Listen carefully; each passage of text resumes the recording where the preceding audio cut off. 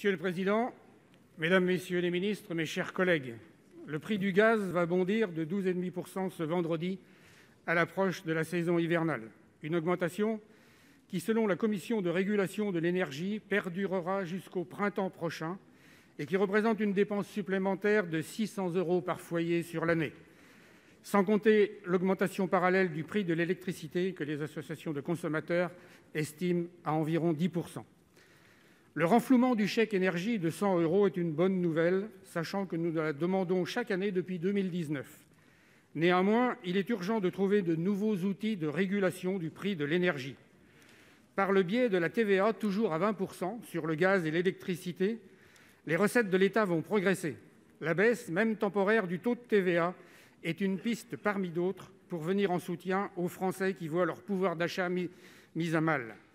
En Italie et en Espagne, les gouvernements ont déjà baissé les taxes pour amortir les effets sur les ménages. Il s'agit là de dépenses contraintes, incompressibles et de première nécessité pour l'ensemble des ménages. Si rien n'est fait, la précarité énergétique, qui touche déjà 7 millions de nos concitoyens, explosera et aggravera encore la paupérisation massive mise en évidence dans un récent rapport de l'Insee. Monsieur le Premier ministre, vous avez annoncé des mesures supplémentaires dans les tout prochains jours. Pouvez-vous aujourd'hui rassurer les Français en présentant les options qui sont sur votre table en vue du débat budgétaire au Parlement ? Qu'allez-vous faire concrètement et dès maintenant pour aider les Français qui ne pourront pas faire face ? Je vous remercie. Pour vous répondre, la parole est à Madame la secrétaire d'État chargée de la biodiversité, Madame Abba. Vous avez la parole, Madame la ministre. Merci, Monsieur le Président, Mesdames, Messieurs les sénateurs. Monsieur le sénateur Bigot, vous l'avez dit, oui, effectivement, nous connaissons une forte hausse du prix de l'énergie, une hausse qui repose pour beaucoup sur celle du prix du gaz dans un contexte de reprise économique mondiale, avec donc une augmentation de la demande et parallèlement une réduction des productions russes et norvégiennes.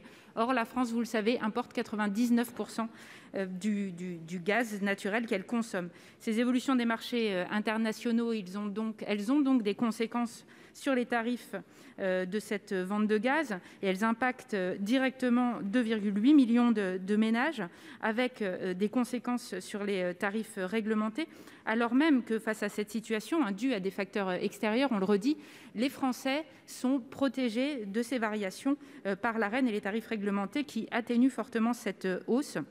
Cependant, il faut que nous allions plus loin et il faut effectivement que nous agissions plus avant dans ce contexte.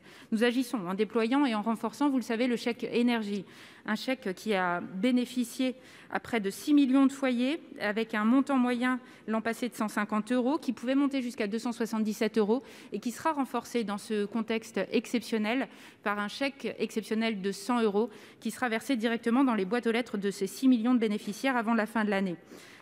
Ces chèques énergie, ils se renouvelleront en 2022 en étant envoyés directement dans les boîtes aux lettres des Français en mars.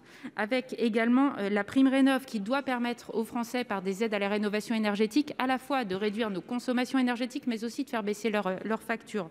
Et nous avons dans ce cadre une urgence à mettre en place effectivement des dispositifs de plus court terme en relais de ces dispositifs de moyen et long terme. Le Premier ministre a donc pu le rappeler hier, nous travaillons et nous souhaitons vous proposer des dispositifs qui permettent de faire face à cette situation exceptionnelle. Je vous remercie. Monsieur Bigot. Oui, j'entends bien votre réponse, Madame la ministre. MaPrimeRénov' est une opération à moyen et long terme. Ce que les Français attendent, ce sont des mesures immédiates. Je vous en ai proposé quelques-unes, la baisse de la TVA. D'autres mesures de cette nature doivent pouvoir répondre au pouvoir d'achat des Français qui risque d'être très mis à mal par la situation actuelle. Il faut d'urgence intervenir sur des mesures rapides et immédiates sur ce sujet. Merci.